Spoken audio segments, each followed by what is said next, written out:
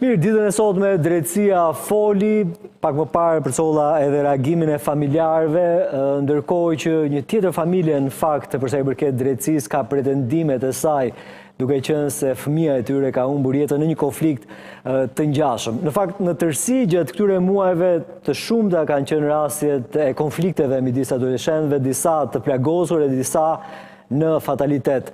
Është ndoshta momenti për të bërë edhe një herë një rezume, një analizë të arsyeve që çojnë adoleshentët në konflikte të tilla, duke u ndalur ndoshta te çdo hallk, tek familja, tek shoqëria, tek shkolla, tek siguria që duhet të jetë gjatë orëve të mësimit edhe të tjera si këto.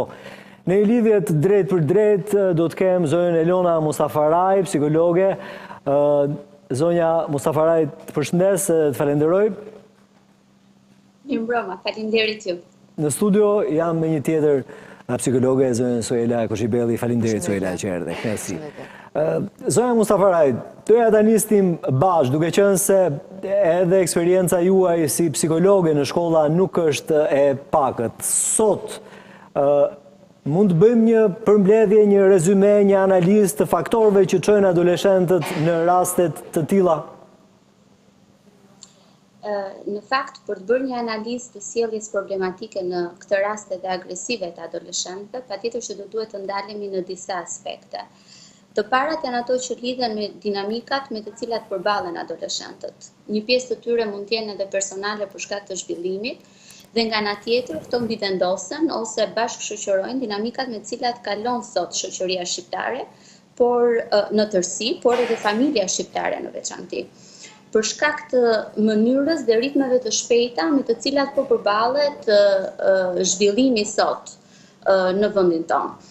Megjithatë, ajo që vlen për të përmendur është fakti që adoleshentët priren drejt sjelljeve të cilat tentojnë zgjidhje të shpejta, të cilat priren nga impulsiviteti dhe po të shohim pak mënyrën se si përpiqen të zgjidhin problematikat e tyre, janë gjithnjë më shumë sjellje të cilat çojnë edhe në një agresivitet të shtuar, shpeshherë edhe të cilat mund të çojnë deri në marrjen e jetës së bashkëmoshatarëve apo në veprime të cilat shkaktojnë dëme te bashkëmoshatarët, rrezikojnë realisht jetët e tyre. Në fakt, ne sot po promovojmë modele, pra kur them ne I referojmë shoqërisë, po promovojmë modele të cilat shkojnë drejt këtyre zgjedhjeve dhe zgjidhjeve. Sot po shpërndajmë informacione apo shpërndajmë materiale vizive dhe audio, qoftë në rrjetet sociale, por qoftë edhe më gjerë, të imazheve të adoleshentëve të përfshirë në konflikte, të imazheve të vajzave dhe djemve të cilët kënaqen, po e them në thonjza këtë, duke shkaktuar dëm tek tjetri, duke shkaktuar vuajtje tek tjetri dhe duke tentuar denigrimin e figurës së bashkëmoshatarëve të tyre. Duke parë pak edhe kronikat që ju transmetuat përpara bisedës son, në parantezë më duhet të them që shoqëria humb gjithmonë, qoftë kur një adoleshent humb jetën, qoftë kur një adoleshent dëmtohet apo plagoset, por qoftë edhe kur një adoleshent kryen krim ndaj jetës si një bashkëmoshatari. Për shoqërinë gjithmonë do të jetë problematike kjo sjellje. Dhe ajo që unë shikoj sot, gjithnjë e më shumë është edhe mungesa e programeve të mirëfillta për rehabilitimin e agresorëve. Patjetër ne I kushtojmë vëmendje viktimës, por mos harrojmë që ky I mitur, ky adoleshenti, pasi të kryej dënimin për veprën që ka kryer, do të duhet I rikthehet shoqërisë dhe duhet kthehet si një adoleshent, si një I ri apo I rritur, I rehabilituar, qoftë në aspektin social, qoftë edhe atë psikologjik. Qartë. Suela, kë duhet të ndërgjegjësojmë? Shoqërinë, familjen, apo thënë më troç, pse vret një I mitur? Nga I vjen kjo? Kë duhet ndërgjegjësojmë? Po të gjithë ne duhet kuptojmë që realiteti që sot adoleshentët për shumë arsye që hajde t'i flasim tani, po përfundojnë me norma të tilla agresiviteti që çojnë deri në marrje jete, nuk është më diçka që ndodh një herë dhe kaq rrallë, por është diçka që po na ndodh shumë shpesh. Ne kemi shumë afër rastin e Maliqit, kemi tashmë rastin e djalit të Bulqizës që ndodhi jo larg nga Tirana, po flasim me distanca. Dhe të dy minoren. Nga minoren, pra brenda grupeve minorene po ndodhin vrasje. Alarmi duhet jetë për gjithë shoqërinë. Pse? Sepse kjo është grup mosha që duhet të vazhdojë shoqërinë, që duhet të jetë premtimi i ardhmes, që duhet të jetë besa edhe amaneti i të gjithëve ne që të kenë një jetë të shëndetshme për të vazhduar dhe pastaj me radhë të shkojë kjo punë. Kështu që nëse ne po i lëm sot adoleshentët të veprojnë në këtë shoqëri kaq të rrëmujshme, sepse shoqëria e rrëmujshme, pa i kemi dhe adoleshentët të rrëmujshëm deri në dhunë dhe po çojnë deri në marrjen e jetës së tyre. Tani, pse i kemi në adoleshentët kaq agresiv? Sepse janë shumë arsye. Megjithatë ta nisim me disa. Sepse adoleshentët sot kanë shumë mungesa. Që do të thotë? Shpesh herë kanë mungesën e prindërve. Në mos fizikisht, cilësisht. Kanë mungesën e vëmendjes së stafit mosimor, stafit edukativ, dhe këtu filloj që në shkollë, pastaj për të kaluar në gjimnaz, për nevoja që ata kanë. Kanë mungesën e theksuar të politikave, të institucioneve tona për të pasur në qendër të vëmendjes adoleshentët dhe të rinjt. Pra nuk është, ata përfshihen gjithmonë kudo për të njëjta gjëra, pra duhet shkojnë në shkollë, marrin mësimin edhe kaq, ose pastaj kur bën 18 për universitetit edhe kaq. Ndërkohë, kanë mungesën e hapësirave ku ata të zhvillohen, të veç zhvillohen, të socializohen, të argëtohen. Kanë mungesa ekonomike në shumicën e rasteve për arsye të familjeve që janë të varfra.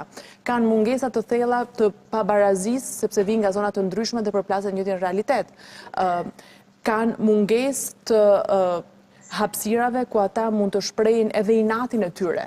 Dhe pastaj këtë e shkarkojnë të njëri tjetri. Kanë tepri të medjave sociale, kanë tepri të aksesit në internet dhe të informacioneve që jep interneti i cili nuk korrigjohet nga një i rritur. Pra ata e marrin dhe ai është shablon. Kanë tepri informacionit të dhunshëm në televizion edhe në mënyrën si funksionon shoqëria jonë. Kanë tepri dhunën në rrugë ku dy persona vriten edhe theren për një vend parkimi. Kanë tepri të sharash në parlament edhe kudo tjetër. Dhe kanë tepri me informacionin që ligji nuk zbatohet dhe ai që është i fortë, po themi, respektohet dhe kjo është e gabuar sepse s'ja ka shpjeguar dikush. Tani, pse i ngacmojnë kjo adoleshentët? Sepse ne kështu funksionojmë si njerëz. Pra në moshën 14 vjeçare, 13 vjeçare, 15 vjeçare, një individ nuk është i përgatitur për të zgjedhur informacionin është i mirë apo i gabuar. Dhe informacioni jonë gjenetik që kemi brenda tregon që kur ka një situatë e cila ngacmon, pra që ka dhunë, që ka luftë, që ka sharje, pa dashur ne, truri jonë reagon, ngacmohet trupi jonë, truri jonë dhe ka një lloj adrenaline, dhe s'po kaloj në terma të tjerë, që ngacmohet. Ndërkohë, ne të rriturit e dim që kjo gjë është e dëmtush, dhe të dëmton dhe e shmangim. Në atë moshë, ai nuk ka vendimari për të kuptuar që kjo gjë e dëmton dhe çfarë bën? E replikon. E ndjek dhe e replikon. Dhe kjo është krejtë e natyrshme për një adoleshent dhe kjo jo për të justifikuar unë që duhet të ndodh, po për të bërë thirrje alarmante që dijeni që kjo gjë është normale për një adoleshent dhe mos e lini të gabojë një adoleshent, sepse nëse e lëm, kjo është pastaj rruga ku adoleshenti do marrë jetën e adoleshentit tjetër dhe të dy, pra nëse njëri patjetër ka humbur jetën dhe nuk kthehet më në këtë jetë, edhe ai që ka bërë krimin ka humbur jetën. Mbetet sërish viktim, po patjetër. Është po prapa ashtu. Po, zonja Mustafaraj, ju keni punuar, besoj, ndoshta edhe punoni edhe në momentin që flasim si psikologe në institucion shkollor, apo jo? Jo, kam punuar më parë. Keni punuar. A mund më thoni, e parandalon dot psikologu, psikologja një ngjarje të tillë? Varet nga dinamika e ngjarjes. Ajo që psikologët mund kuptojnë, mund të evidentojnë element apo tipare të personalitetit të adoleshentit, të cilët mund të çojnë, pra mund të ketë një indicje. Por ajo që ndodh në pjesën më të madhe të rasteve është që problematikat që adoleshentët shpesh kanë në shkollë, zgjidhjet, qoftë edhe këto të cilat janë të kësaj natyre, derivojnë apo shkojnë jashtë mjediseve shkollore dhe aty pastaj problematika thellohet. Ajo që vlen për të përmendur në rastin e shkollave dhe që është realisht shumë e rëndësishme, është të qenurit shumë të kujdesshëm në mekanizmat e adresimit apo në mekanizmat e referimit për zgjidhje të rasteve. Shpesh herë tentohet për zgjidhjen e problematikës me po themi pajtimin apo me ndërmjetësimin tek adoleshentët. Dhe shpesh herë ajo që ndodh është që kjo problematik zgjidhet apo shkon jashtë mureve të shkollës. Në mekanizmat e referimit është shumë e qartë që rol aktiv në çështje ka patjetër familja, ka punonjësi policisë në komunitet, kanë edhe strukturat të tjera të qeverisjes vendore dhe jo vetëm, të cilat mund të ndjekin dhe të monitorojnë rastin. Patjetër duke përfshirë këtë adoleshent edhe në programe të cilat tentojnë rehabilitimin e tij. Në këto raste fatale duket që ka dështuar apo jo, se një psikologe ndoshta mund mos a ketë në zyrë për t'i bërë një psikanalizë adoleshentit, po ama sinjalet mund t'i marrë apo jo gjatë orëve të mësimit. E para kjo. E dyta, në shumë raste që unë vetë kam raportuar gjatë këtyre muajve, fatkeqësisht, sepse janë shumë dhimbshme, më rezulton që prindi nuk ka pasur dieni për fërkime, për tensione midis adoleshentëve që më vonë kanë eskaluar e kanë shkuar deri në fatalitet. Dhe e treta, masat e sigurisë, roja, a nuk e di se si mund ta quajmë oficeri përgjegjës atje, nuk ka konstatuar asgjë. Edhe në rastet kur ju thatë, shpeshherë konflikti kalon përtej perimetrit të shkollës, po ma do mendja që ky person është aty edhe për të parë përtej perimetrit, kur bëhet fjalë për nxënësit e institucionit, apo jo. Tani, sa eficiente i kemi këto, si specialiste, gjithashtu edhe si një person që keni eksperiencë në shkolla, sa eficiente i kemi ne të gjitha këto hallka, cilat parandalojnë? Unë mendoj që edhe shifrat të cilat publikohen sot vinë si pasojë e këtyre evidentimeve. Ndoshta ne kemi të çdojmë tek pjesa e trajtimit të problematikave, që do të thotë ndjekja e problematikave, jo tek evidentimi i problematikave. Ajo që cekëm pak më përpara është fakti që mungojnë programe të cilat ndihmojnë si viktimën, por ashtu mungojnë edhe programet për agresorin në këtë rast. Ajo që vlen për të përmendur është që brenda sistemit arsimor nuk mund të zgjidhen të gjitha problematikat me të cilat hasen adoleshentët. Shpeshherë kapacitetet, por edhe kompetencat që kanë struktura, qoftë edhe psikologët e shkollave, janë të limituara brenda sistemeve tona arsimore. Prandaj ekziston dhe një mekanizëm referimi, i cili nëse njihet shumë qartë se cili është roli i çdo strukture që e përbën këtë mekanizëm, do t'ishte më e lehtë adresimi dhe zgjidhja e problematikës. Është e vërtetë ne sot kemi oficer sigurie nëpër shkolla, por edhe po themi ndërhyrjet e këtyre punonjësve janë të limituar. Ata nuk mund të bëjnë kontrolle fizike nëse nuk ka një indicie për sjellje problematike apo për sende të ndaluara në shkollë. Nëse konflikti ka ndodhur në rrjetet sociale dhe ata nuk e kanë këtë dijenin për atë që ka ndodhur në rrjetet sociale, shpeshherë nuk i ndjekin nxënësit në rrjetet sociale për shkak të privatësisë dhe elementeve të tjera të etikës. Çështja në rastin e adoleshentëve që do ndihmonte shumë është që prindrit të jenë realisht prezent në jetën e adoleshentëve. Duke jo kontrolluar, por është një temë që ha debat, zonja Mustafaraj, se jeta është bërë jashtëzakonisht shumë e vrullshme në momentin që flasim dhe prindrit patjetër që kanë rolin e tyre, absolutisht, nuk dua që ti heq nga ekuacioni, po kanë edhe një të drejtë kur thonë ne e dërgojmë fëmin në shkollë apo jo. Dhe gjatë tyre orëve, institucioni duhet të jetë përgjegjës për ta. Jo, nuk është kap atëherë nëse ne do të dalemi te fakti që deri ku fillojnë kompetencat e një strukture dhe ku mbarojnë të tjerat, atëherë është një diskutim që unë mendoj do të duhet ta ndalim këtu pastaj, sepse hallkat në këtë rast duhet të jenë të ndërthurura në ndërveprim me njëra tjetrën. Vërtet jeta është bërë dinamike dhe prindrit nuk mund t'i ndjekin në të gjitha aspektet. Por, sinjalet të sjelljeve problematike adoleshenti i shfaq edhe në shtëpi, qoftë me mënyrën se si i drejtohet një kërkesë të prindit apo një nevojë të tyre të paplotësuar. Në rastet se ne kemi nevojë të kemi prezent prindrit, shpeshherë neglizhohen takimet në shkollë për shkak të këtyre dinamikave. Nuk dua të shfaqsoj asnjërin prej strukturave në rastet që nuk kanë ndjekur me përpikmëri detyrat e tyre funksionale apo mekanizmat të cilat i veshin me përgjegjësitë e tyre ligjore. Por më besoni vërtet kur them që nëse ne duam të jemi eficient në zgjidhjen e problematikave të adoleshentëve, të mos ngrem gishtin dhe të fajsojmë. por realisht të ndalemi dhe të fillojmë të ndërveprojmë me njëri tjetrin për t'ia lehtësuar problematikat adoleshentëve. Jeta për një adoleshent bëhet e vështirë, edhe zonja pak më përpara e përmendi në analizën që bëri, që vishen dhe ndërveprojnë shumë dinamika brenda sjelljes së një adoleshenti. Dhe nëse ne do t'ja lëmë vetëm shkollës zgjidhjen e kësaj problematike, nuk ka për të funksionuar. Jo, të gjitha bashkë, patjetër. Të gjitha bashkë. Dhe jemi në rastin e adoleshentëve, ne jemi partner. Të gjitha strukturat janë partner në adresimin e nevojave. Suela, me qënë se Zonja Mustafaraj përmendi statistikat, unë këtu kam edhe auditin e kryer nga kontrolli i lartë i shtetit në shtator 2021 deri në 2024 në shkollat pasigurta.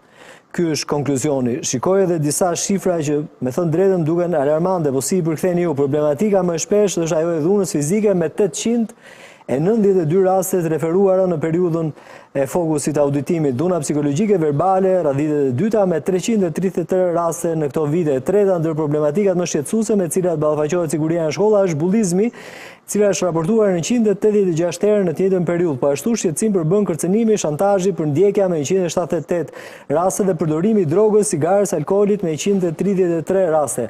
Ne raport pas kemi, vetëm se strukturat me sa duket nuk mobilizohen dhe nuk janë efikase. Këto janë shifra të frikshme dhe unë i parashëmbron faktikisht të shifra dhe realisht janë të frikshme. Dhe unë jam me parimin që kjo është një temë, është temë jetësore, është temë njerëzore, dhe kur bëhet fjalë për tema njerëzore, është e vështirë që të gjendet një fajtor, që është formula e artë dhe u gjet ky fajtori dhe u zgjidhe e tëra. Pra kemi të bëjmë me individ. Kemi bërë gjë apo s'kemi bërë gjë? Për sa kohë janë referuar, do të thotë që ka pasi dokumentacion dhe është marrë dokumentacion për këto raste. Pra gjithsesi përndryshe do ishin raste. Mirë, këto hallka ka sinjale se janë përmirësuar apo jo? Këtu pastaj jemi te tjetër gjë, por fakti që kemi një mbajtje të dokumentacionit dhe janë konstatuar dhe janë regjistruar si raste është ajo gjysma fillestare e evidentimit të punës dhe ku çalon problemi jonë është tek ndjekja e rasteve dhe rehabilitimi i rasteve. Çka është shumë e rëndësishme dhe unë dua të qëndroj disa pika të forta, që do të thotë, është absolute që prindi i vëmendshëm e kupton tek fëmia e tij kur ka sjellje devijante, që në moshë të hershme. Por po njësoj në moshën e adoleshencës, ku fëmijët kalojnë shumë kohë në shkollë dhe me mësuesit, janë dhe mësuesit, dhe psikologu, dhe punëtor social, dhe oficeri i policisë ata që duhet të shohin sjellje devijante. Për çfarë e them këtë? Jo 100% e fëmijëve kanë riskun për të qenë në të tilla situata. Është gjithmonë një grup risku i cili ka disa tipare që i bashkon ndërmjet tyre që pse përfundojnë në këto situata. Dhe janë të gjitha ato arsye që unë përmenda. Suela, mos bëhemi të verbër, se ndoshta edhe jemi shoqëri diferente. Po, zonja tha nuk i vë re, tha oficeri i policisë. Jo, tash unë me këtë jam dakord, pra duhet ta vë re, sepse ne pretendojmë re apo jo, një fëmijë në thojza rakat apo që del nga rreshti. Po një fëmijë që është gjithmonë agresiv, një fëmijë që është ngacmon, një fëmijë që është izoluar, një fëmijë që s'flet me asnjë, një fëmijë që vjen në rahashash, tani prit, këto janë fenomene që domethënë unë nuk jam asnjëherë pro që po themi t'ja heqim vetes barrën e themi po nuk e vura re. Jo, është përgjithësi. Pra ne pretendojmë sot që Shqipëria jon është bërë ky vendi kaq i vogël dhe kaq indiferent dhe komshia s'reagon. Atëherë po çfarë presim nga mësuesi? Patjetër që mësuesi duhet të reagojë. Domethënë reagimi duhet të jetë. Tani unë di shumë mirë që dhe mësuesit janë një sfidë tjetër. S'duan të kenë konflikt me prindin, kanë frikë nga prindi her mbas here, kanë frikë për humbjen e vendit punës, pra këto janë gjitha realitete që tek shoqëria jonë e vogël janë kaq mikse dhe problemi është që të rinjtë e din. E di ajo adoleshenti këtë gjën. Dhe kjo është në favorin e tij. Pra ne akoma nuk po mbrojmë as mësuesin, nuk pa asistojmë, as atë oficerin e policisë të sigurisë nuk pa asistojmë. Prandaj unë e them lart dhe thellë fare është pikërisht dëshira qendrore për të pas prioritet të rinjt. Sepse nëse ne kemi dëshirë qendrore politika për të pas prioritet të rinjt, të gjitha këto strukturat e tjera fillojnë edhe rregullojnë dhe fillojnë edhe vetë organizohen për të mirën të rinjve. Po çfarë është bërë? Secili mundohet të tangesë tek tjetri situatën dhe kështu e them thjesht fare, realisht tangesë tjetër dhe kur bëhet fjalë për jetë fëmijësh kjo nuk mund të ndodhi se nuk është një top. Pra bëhet fjalë për një fëmijë ku ne duhet kemi përgjegjësinë tonë minimumi i mundshëm është, ne e dim. Në një klasë për 30 fëmijësh potencial janë 2-3, se kështu ka qenë gjithmonë edhe në kohën time, 2-3 kanë qenë ata që janë pak më të rrëmujshëm, pak më potencial për të bërë sherr. Pra, dhe ata çfarë bën? Ti mundosh të koordinosh, ti mundosh të bashkëpunosh me tjetrin për të ngritur një plan. Dhe këtu është e drejtë pastaj, që ne edhe në infrastrukturën në shkolla nuk kemi mundësi të asistojmë këta fëmijë. sepse shkollat tona shpeshherë janë mangësi me materiale, ose janë mangësi edhe me plane, sepse duhet plotësojnë shpeshherë shumë shkresa dhe shumë gjëra inovative, ndërkohë harrojmë që kjo koha cilësore duhet ju shkojë këtyre fëmijëve për të ndërtuar pikërisht një plan për angazhimin e tyre. Dhe më besoni të një gjë, unë di shumë raste ku ata mësues që realisht janë sy hapur, kanë rritur t'i përfshin këta fëmijë që janë çamarrok, problematikët dhe ata që më përfundojnë, edhe në aktrim. Edhe në shfaqjet të shkollës dhe i kanë devijuar komplet nga ajo sjellja e keqe. Po pra, po këto janë gjëra të vogla. Janë gjëra të vogla që në atë moshë ja u ndryshon jetën. Dhe nëse mungon, dhe i rikthehem edhe një herë, nëse mungon vëmendja tek adoleshenti, ata kanë të gjithë potencialin për të bërë sjellje devijante dhe për të rrezikuar jetën e njëri tjetrit. E kuptoj. Pyetja e fundit për të dyja ju, nis me zonën Musafaraj. Jemi vetëm në kuadër të statistikave, zonja Musafaraj, apo kemi përmirësuar diçka nga këto raste fatale? Si të rezulton? Unë mendoj që ka një përpjekje për të adresuar zgjidhjen e problematikave. Ajo që ne duhet kuptojmë është që një fëmijë i cili del nga rreshti jo detyrimisht është fëmijë që do të kryejë sjellje agresive, që do të vras nesër. Duhet jemi shumë kujdesshëm nga ajo që është një sjellje hiperaktive, nga ajo e cila është një sjellje devijante. Dhe mos harrojmë që duke i etiketuar fëmijët dhe duke i bërë fëmijët pjesë të këtyre etiketave të cilat vijnë për shkak të sjelljes, duam apo nuk duam, i shtym edhe në forma të rebelizmit apo revoltës. Ajo që unë shikoj vërtet si prioritare është që nëse këto problematika janë vështira të zgjidhen brenda shkollës, duhet të ngrihen dhe të funksionojnë struktura ku sjellja devijante të trajtohet në mënyrë profesionale, duke mos ju referuar vetëm institucioneve të vuajtjes dënimit, po institucioneve rehabilituese. Po a kemi infrastrukturën, zonja Musafaraj, se kjo është. Të ngrihen, pra këtë po them, që ajo ku ne çdo është pjesa e trajtimit të agresorëve, ju vetëm të viktimës. Jo, pa tjetër, sepse sigurisht agresori ka nevojë paraqitje, dhe agresori është ai që shfaq shenjat. Viktima potenciale mund të jetë kushdo. Absolutisht. Pra, domethënë agresori është ai që ka shenja të qarta dhe ti mund ta evidentosh që në klasë të 3, 4, 5. Fakti që është hiperaktiv është komplet tjetër gjë. Ama fakti që këta fëmijë nuk arrin të menaxhojnë inatin e tyre, nuk arrin të menaxhojnë konfliktin, nuk arrin të menaxhojnë marrëdhënien, këto pastaj janë shenja të tjera që duhet të çojnë tek ajo që thua prit, se kemi nevojë të asistojmë se si të rindërtojë edhe një herë marrëdhënien e bashkëpunimit, sepse ndoshta dhe modeli i familjes është i tillë. Arsyet janë të shumta, pra ne mund ta mençojmë këtu shumë arsye sepse fëmijët kanë përfunduar në këtë lloj vendimi të gabuar në marrje jete ose në zgjidhje konflikti me dhunë, sepse ajo është e para. Hapi i parë është zgjidhin konfliktin me dhunë. Ndërkohë konflikti nuk zgjidhet me dhunë. Pra konflikti duhet të ketë mekanizma të tjerë për të zgjidhur dhe kjo mësohet që kur je 1 vjeç, 2 vjeç, 3 vjeç, që kur ti i merr lodrën e parë fëmijës, ti fillon dhe i mëson fëmijës tënd si të menaxhoj frymarrjen edhe të kuptoj se si ta marrë edhe një herë lodrën mbrapsht. A do thotë kjo që ne nuk e korrigjojmë asnjëherë, pra po themi 15 vjeç kemi shanse, jo kemi shanse edhe 15 vjeç t'ja mësojmë këtë. Do marri më shumë kohë, do marri, prandaj duhen mekanizmat mbështetës. Dhe gjithmonë mekanizmat mbështetës duhen duke pasur parasysh që rrezikshmëria te adoleshenti për të bërë veprime të tilla është shumë më e madhe. Pra nuk mund ta lëmë në neglizhencë. Kemi ndryshuar diçka Suela, shteti, shkolla, shoqëria, familja. Strukturat mirë ngritura nga shteti nuk ka. Dhe këtu du ta them pa pikë hezitimi. A ka më shumë ndërgjegjësim sot? Edhe ka situata ku ka më shumë ndërgjegjësim. Ndërgjegjësim në çfarë? Që flasim ne në media, që flasim ne në media, që mund të jetë folur edhe në shkolla, në tema të tjera. Po pra. Për familjen, për prindin, qoftë edhe për mësuesin, pse jo? Atëherë, struktura të organizuara për ngritjen e një programi të dedikuar. Unë akoma nuk jam parë në një shkollë që të më ndodh që të ngrit një program i dedikuar edhe për ato që është parë kontingjent i mundshëm për të riskuar situatën e dikujt tjetër. Pra sepse nuk është akoma pjesë e botë kuptimit ton. Me prindin çfarë po bëhet? A kam parë iniciativa individuale? Kam parë. Dhe kjo është po prap arsye ndërgjegjësimi që hajde po themi nuk është keq. Shiko, ekziston akoma sot që prindrit mendojnë, dhe kjo është e gabuar, dhe e them me zot lart që është fëmia im dhe bëj çfarë dua vet. Jo.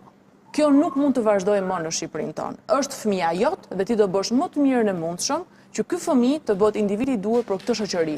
Dhe në këtë pikë duhet bashkëpunojnë të gjithë. Sepse është fëmia im dhe bëj çfarë dua vet, shpeshherë është pengesa më e madhe për mësuesin. Në këtë prizën po bëjmë diçka apo s'po bëjmë asgjë? Këtu pastaj është maksimumi puna e ndërgjegjësimit që po bëhet, sepse ne kemi një mekanizëm ligjor për ta strukturuar, për ta rregulluar këtë gjë, dhe kjo është maksimumi që shkon me ndërgjegjësim. Por ndërgjegjësimi merr kohëzgjatje shumë herë më shumë se sa marrin masat ligjore dhe organizimet ligjore. Ato janë pastaj që zbardhin masat ligjore kemi, masat e sigurisë në shkolla janë rritur apo? Masat e sigurisë, jo, shiko, masat e sigurisë në shkolla janë është patjetër oficeri i sigurisë, pra ai është prezent sidomos në gjimnaze njëherë, është gjithmonë prezent, në 9 vjeçare nuk besoj ta kem hasur në një rast Dim që është prezent, po s'ka qenë efikas. Pra,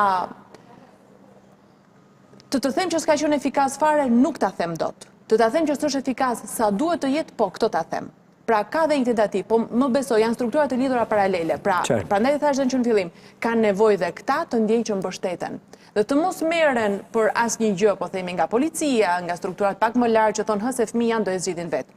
Pra, ka nevojë që ky ndërgjegjësim dhe ky botë kuptimi të shkojë tek ata që janë më larg tonore, potencialisht ta mund ta bëjnë këtë lloj sjellje. Dhe mos e linë neglizhent. Prandaj ne jemi sot në këtë shifra. A ka filluar të lëvizë situata, ka filluar të lëvizi. A jemi aty ku duhet? Jo, jemi shumë larg akoma. E kuptova. Soja Mustafaraj, faleminderit shumë. Përshëndes. Deri ju. Soja, faleminderit. Që nuk mungon asnjëherë për tema të tilla. Ne si gjithmonë. Shkëputemi për vetëm fare pak, rikthehemi dhe flasim për zhvillimet në botë.